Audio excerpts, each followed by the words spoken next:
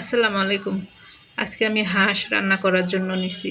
এখানে একটি হাঁস নিছি, আমি ধুয়ে বাছে কাটে রেডি করে নিছি কড়াইয়ের মধ্যে।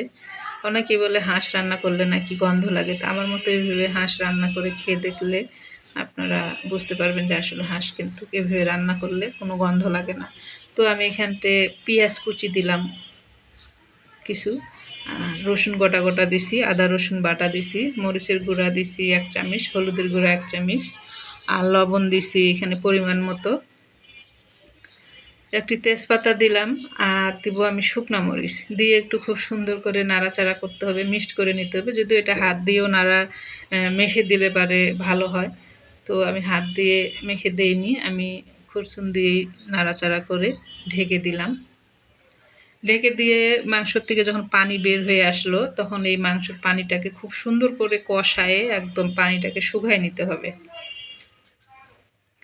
পানিটাকে আমি খুব সুন্দর করে কষায়ে শুকায়ে নিছি, একদম যাতে পানি না থাকে, একদম ভাজা ভাজা করে নিছি। নিয়ে আমি এখানে গরম পানি ঢেলে দিলাম সিদ্ধ হওয়ার জন্য মাংসটাকে। তো মাংসটা সিদ্ধ হওয়ার জন্য আমি পরিমাণে পানি দিছি, যাতে হাঁসের মাংস একটু রান্না করতে অবশ্যই পানি একটু বেশি দেওয়া লাগে, হাড্ডিগুলো সিদ্ধ হওয়ার জন্য, নরম হওয়ার জন্য।